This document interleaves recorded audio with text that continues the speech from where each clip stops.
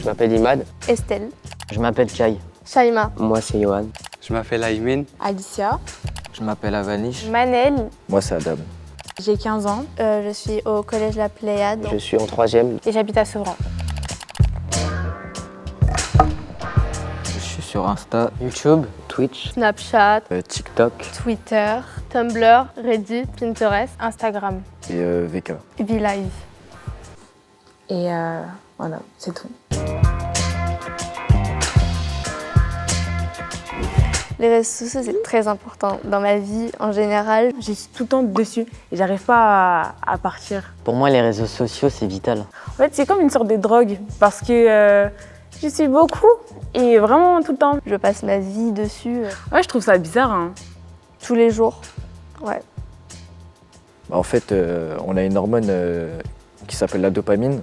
Et en fait, ça agit comme une drogue. Et du coup, à chaque fois qu'on a plus d'abonnés et de likes, notre cerveau il va nous envoyer une récompense, on aura toujours plus. Quand je suis sur un réseau, en fait, c'est comme si je pouvais plus en sortir. Ça devient de l'enfermement, en fait, au bout d'un moment.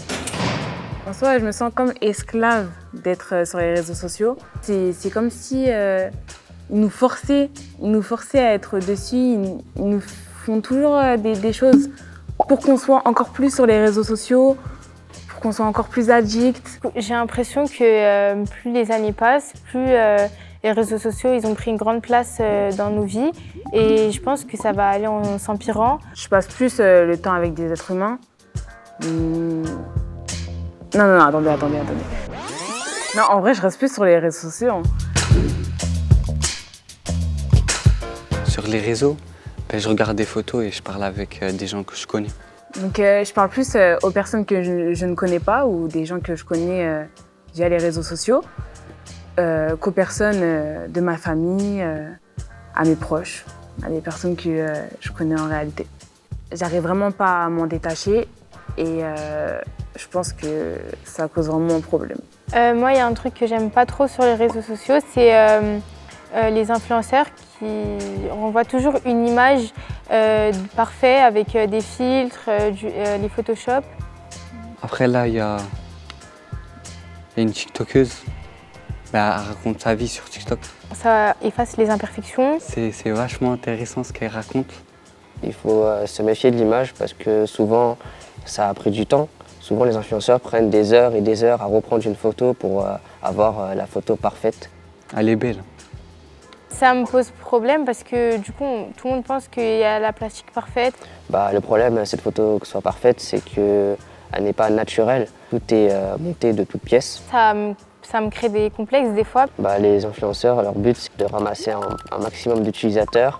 Donc il y a un maximum de personnes qui pensent la même chose qu'eux et qui portent la même chose qu'eux, par exemple. Et du coup, on a envie de changer ou de s'améliorer. Et c'est tous les mêmes en fait. Il y en a, ça carrément, ils ont des envies de faire de la chirurgie, ils ont des troubles alimentaires, l'anorexie. Il y en a, ils tombent en dépression aussi. Mais je trouve aussi que depuis quelques temps, il y a plus de femmes qui s'assument. Hein. Parce qu'il y a eu un moment, c'était pas le cas. Les réseaux sociaux, ça permet de partager et à travers l'art, on peut partager notre culture. C'est ce qu'on voit un peu partout sur tous les réseaux sociaux. Il y a un nouveau son, je crois, il est sorti. Et on peut le voir en quelques secondes, c'est posté et je peux y avoir accès.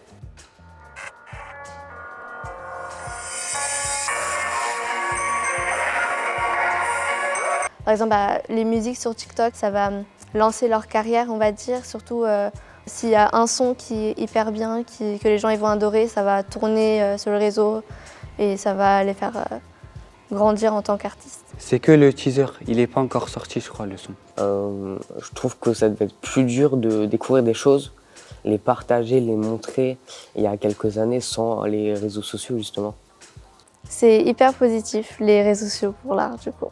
Et c'est toujours bien de connaître les habitudes, le quotidien de personnes qui habitent à l'autre bout du monde. Quand il y a quelqu'un, il poste une photo sur les réseaux, on peut voyager en regardant la photo. Même si, parfois, je suis d'accord, il y a des gens un peu chelous qui vont faire des trucs bizarres. Il y a un combat d'UFC, il y a un garçon qui tape dans la jambe de l'autre. Sa jambe se déforme, elle se casse. Ça doit faire grave mal.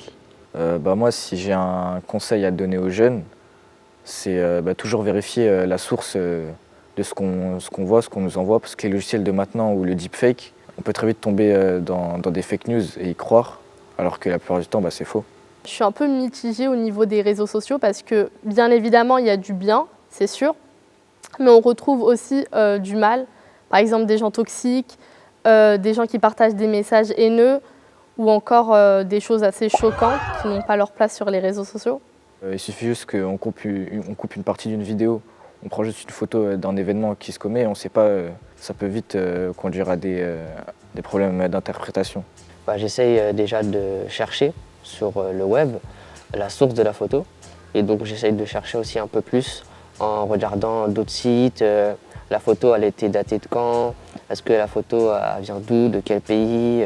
Je pense pas qu'il faudrait interdire les réseaux sociaux aux plus jeunes, mais il faut essayer de réguler. Par exemple, des vidéos qui peuvent être choquantes, on peut essayer de les mettre moins 18. Quand je prends une photo, j'ai envie de la publier parce que j'ai envie de partager ce moment avec tout le monde. Les réseaux sociaux, ça permet de laisser libre cours à son imagination et de montrer ce qu'on aime faire et ce qu'on fait. Les réseaux sociaux, c'est avant tout le partage. Pour moi, c'est important parce que je découvre de nouvelles choses. C'est de voir ce que font les autres et après de le montrer aux autres personnes, leur faire voir ce qui est génial dans l'art en général.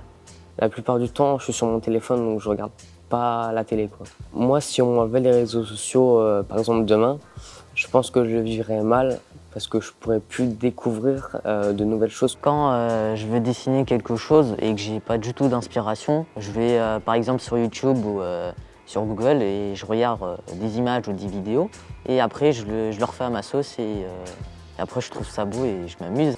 Là, il y a Karim Benzema. Il a publié quand ils ont marqué un but. Je connais quelqu'un qui m'a fait découvrir un artiste. Je trouve que la manière dont il dessine, ça m'amuse, ça me fait du bien, je sais pas. Moi, je suis pour les réseaux sociaux, mais il faut savoir être raisonnable et ne pas tomber dans le piège, être à fond dedans. Pour moi, les parents, ils doivent être vigilants avec leurs enfants, leur offrir une bonne éducation pour qu'il n'y ait pas de problème par rapport à ça.